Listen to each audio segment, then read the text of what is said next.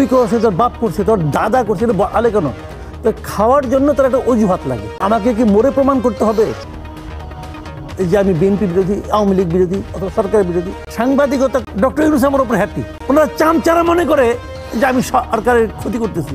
আমি জনগণের দালাল। মাসুদ কামালকে ওই নিউজটা ছাপানোর জন্য অথবা ওই নিউজটা বন্ধ করার জন্য আমি 5 টাকা দিয়েছিলাম। কেন গ্রেপ্তার হননি? কে আপনাকে সাপোর্ট দিল?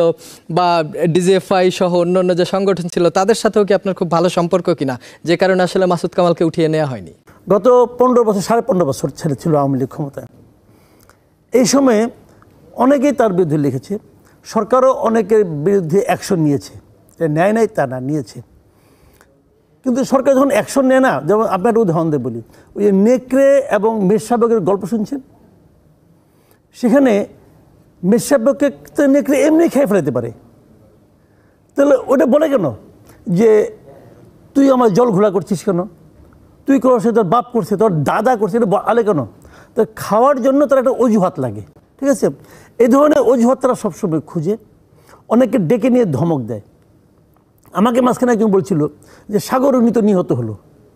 তো আমি বললাম কি, আমাকে কি মরে প্রমাণ করতে হবে যে আমি বিএনপি বিরোধী, আওয়ামী লীগ বিরোধী অথবা সরকার বিরোধী? মরে প্রমাণ করতে হবে? সাগর উনি কি এই কারণে মারা গেছে?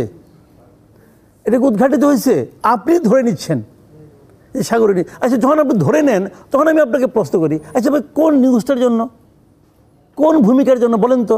বলতে পারবেন না কিন্তু। আচ্ছা, তাহলে দাঁড়ালোটা কি? দাঁড়ালোটা হলো কিছু কিছু সাংবাদিকে তারা হুমকি দেয়। আমি যেমন এক্সাম্পল দিয়ে বলি, কোভিডের সময় বাংলাদেশ প্রতিদিনে এবার হেলথ সেক্টর নিয়ে কিছু ধারাবাহিক লেখা শুরু হলো। এটা লিখতো বেসিক্যালি পীর হাবিবুর রহমান, উনি আমার বন্ধু ছিলেন, মারা গেছেন। 2 দিন পরে দেখলাম সরকার পীর হাবিব এবং নঈম নিজামের ব্যাংক অ্যাকাউন্ট তলব করলেন। যখন ব্যাংক অ্যাকাউন্ট তলব করলো তখন ওরা আর ওই রিপোর্ট লেখা, ওই লেখাটা বন্ধ হয়ে গেলো, আর লিখলো না। তাহলে ব্যাংক অ্যাকাউন্টে কোনো ঝামেলা আছে? তো আপনি যাকে ধরবেন তার তো কিছু থাকতে হবে। আমার কি ধরবে? আমি 36 বছর ধরে সাংবাদিকতা করি। 88 নভেম্বরে আমি শুরু করছি আমি সাংবাদিকতা। সারা জীবন আমি ভালো ভালো জব করেছি। আমি নিজে সিগারেট খাই না, বিড়ি খাই না, মদ খাই না, আমার জুয়া খেলি না, আমার অন্য কোনো ধরনের কোনো এমন কোনো অভ্যাস নেই যার পেছনে অনেক টাকা খরচ হয়।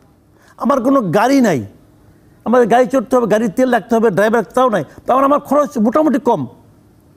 এত ভালো বেতন পাইয়া কম খরচে সংসার চালানো পড়ে, তারপরও আমার এই মুহূর্তে এখনও কোনো গাড়ি নাই, এখনও আমি ভাড়া বাসায় থাকি।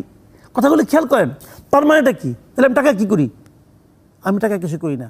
সাংবাদিকতা করে আমি যা করেছি এর চেয়ে বেশি কিছু করা সম্ভব না, এটা রিয়েলিটি। আমি যতদিন চাকরি করছি, সারা জীবন আমার ওয়াইফও চাকরি করছেন।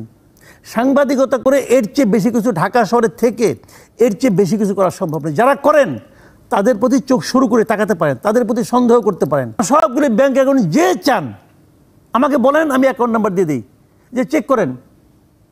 কাজে আমাকে যে আপনি ধরবেন একটা অজুহাত তো লাগবে। আপনি আমার কী অজুহাত দিয়ে ধরবেন বলেন এখন? আচ্ছা বলেন, আগের আমলে নয় আমার ধরে নাই, তাহলে এই আমলে তো আমি সরকারের সমালোচনা করি। এই আমলে যে সাংবাদিক সরকারের সবচেয়ে তীব্র সমালোচনা করে, তার মধ্যে আমি একজন। অবশ্যই আমি জানি ডক্টর ইউনূস আমার উপর হ্যাপি, এটা বিশ্বাস করি। যদি উনি প্রকৃত, উনি কিন্তু শুরুতে বলছিলেন যে প্রাণ খুলে আমাদের সমালোচনা করেন। ওনারা চামচারা মনে করে যে আমি সরকারের ক্ষতি করতেছি। সমালোচনা করা ক্ষতি করা নয়, সমালোচনা করা সরকারের উপকার করা।